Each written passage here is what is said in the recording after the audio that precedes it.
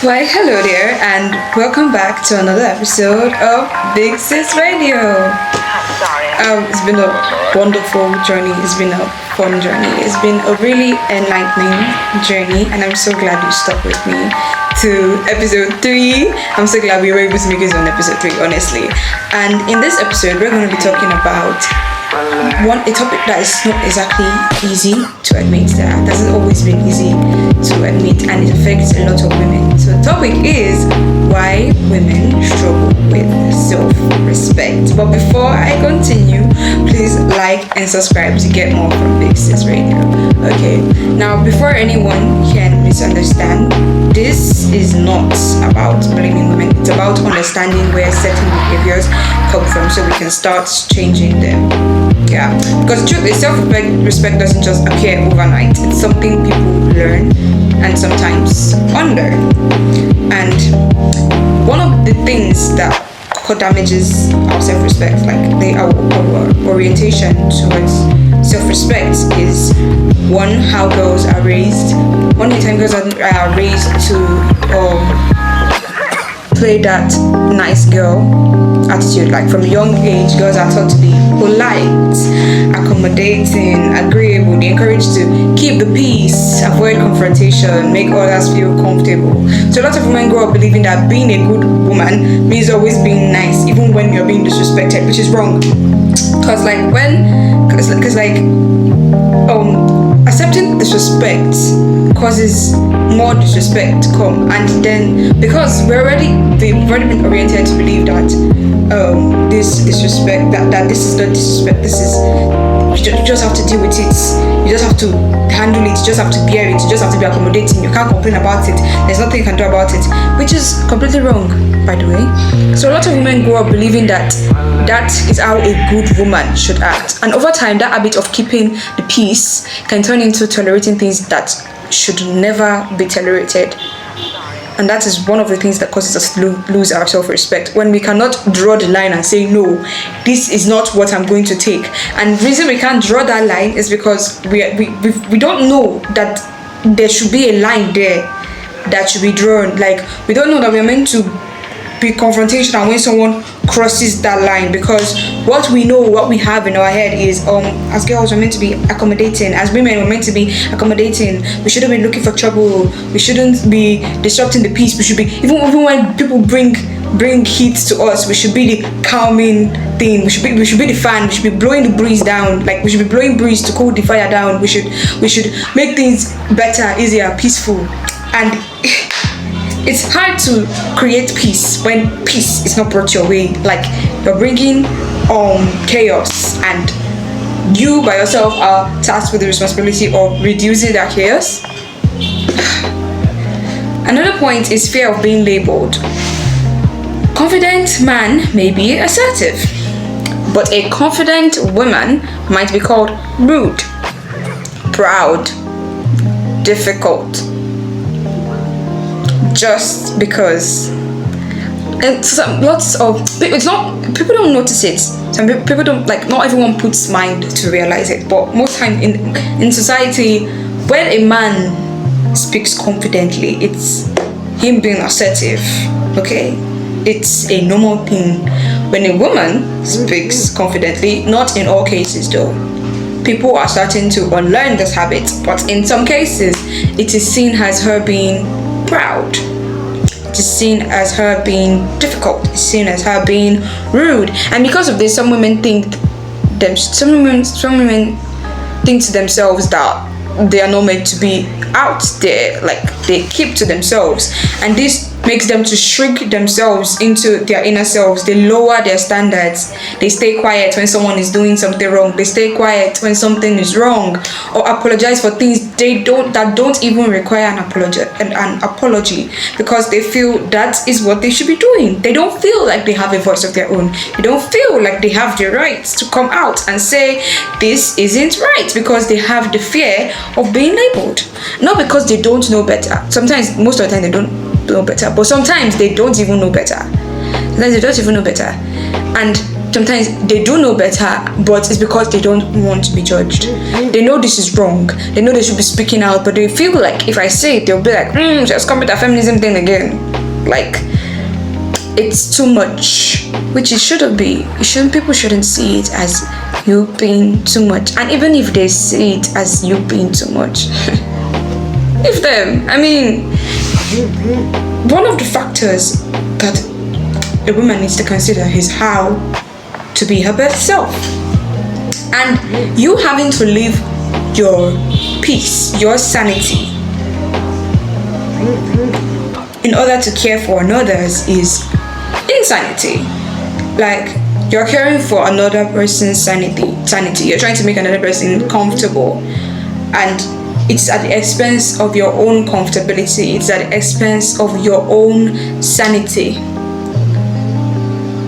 And most of the time it's not even intentional. It's because you don't want to be judged. You don't want them to look at you like, what kind of woman is this? You don't want to be judged by society. You don't want to be judged by the next door neighbor. You don't want to be judged by that person in church. And another point is self-worth tied to relationships.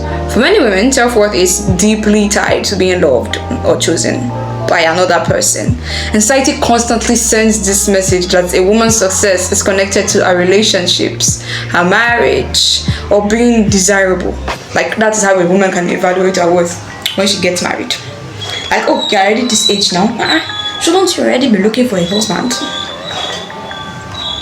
Or, oh, look at her, she's still single at her age. That's people down the street. Oh, look at her. She's still single at her age. Shouldn't she have been with a man by now? Don't mind her. It's because of that her loud mouth, that her rude, that sharp mouth. She's too sharp. If she's not sharp and saucy, a man would have come to her by now. So society constantly sends this message that your value, your self-worth is according to the attention you get from someone else. But love that requires you to lose your dignity is not love that protects you. And we all need a love that protects us, not a love that destroys us. Love should be a shield, not an arrow that hurts you. It should be a shield, not an arrow that hurts you. And another point is that lack of role models for boundaries. Lots of women don't have role models for their boundaries. For example, this is not an attack. This is not an attack. But in some homes, where in some homes, ladies aren't encouraged to be their best selves by what they see, what is being portrayed in their homes, how the father treats the mother. What they grow up seeing is what they end up portraying in their life, unless they have someone to tell them that no, this is wrong, this is not how it should be. If a woman grows up watching other women around her stay silent in the face of disrespect, she might believe it's normal.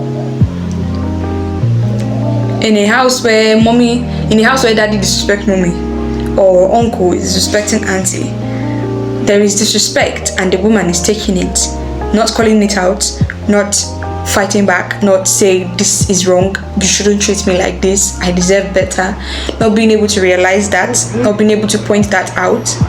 And a younger woman is watching all that. When she grows up, she's going to believe it's all normal, that disrespect is normal. And that disrespect wouldn't have been possible if the woman had just done the right thing, or stayed short, or apologized when she should have. When she noticed things were getting wrong, she should have just maintained the peace. She'll believe all that talk is normal, and that's what should have happened. If boundaries were never modeled, it becomes harder to know how to create them. If you never saw boundaries being created, if you don't have an understanding of them, you yourself will not be able to create. You can't create what you don't know, what you don't understand. That's why when people want to create products, there's research. They try to understand what they are putting into the product. So if these things, especially if it's a kind of like similar product to another product, there's a lot of observance going on. There's studying that is going on. But in this case, when you've never seen it before, you just want to create it from mind, it's going to be very, very difficult, because you don't know what you're doing. You just know that this is how you're meant to do it. You don't even know this is how you're going to do it. You just know that this is what you want to do. no idea how to get there. It's difficult. It's something that's hard to achieve. And then learning self-respect later in life. Oh geez. One of the things I wish I never did was learn self-respect later in life, because if I had it with me from get-go, like from the very beginning, lots of boundary crossings would have not happened, because nobody would have the mind to try that, because when people know that you have boundaries, when people know that you have self-respect, there's this kind of thing that is attributed to it. So they learn to watch themselves. They learn to control themselves when talking to the person. Like, the good news is that self-respect is something you can learn at any stage in life. That's just the good news there, that you can learn it whatever time. It does not have a specific time that you can learn how to respect yourself. And it begins when a woman starts realizing that her voice matters, and her feelings matter, and her boundaries matter. Self-respect is choosing peace without sacrificing dignity. It is not wrong to be a peacemaker. It's not wrong to chase peace, but peace at the expense of your dignity, at the expense of your sanity, is not peaceful. You're chasing peace in an environment, and your mind, your heart, your soul, your spirit is not at peace. You will slowly be driven mad. It is knowing that being alone is sometimes healthier than being somewhere where you are not valued. That is where self-respect comes from. When you respect yourself, when you love yourself, you will leave that toxic situation for a situation you have to be on your own. Even if you are struggling, even if you are trying your best to grasp at life with your claws, with your hands, trying so desperately, you will feel more accomplished than when you are being suppressed and pushed down. So if there's one thing to remember today, it's that self-respect is not about being perfect. It's about recognizing your worth and refusing to let anyone treat you as if you have none. Yeah. Know your worth and let people see that worth. And if someone treats you like you have none, make it clear that you have one. Your worth is yours. It is your pride. It is something you carry with joy, with grace. And someone pushing it down shouldn't be taken lightly by you. And the moment a woman truly understands that, the way she moves through life begins to change. When a woman finally understands that this is who I am, this is how I want to be seen, this is how I want to be respected, this is how people should see me, this is how people should feel me, the way she begins to see life, the way she begins to talk about life, the way she begins to move through life changes. There's a whole mind reorientation that goes on.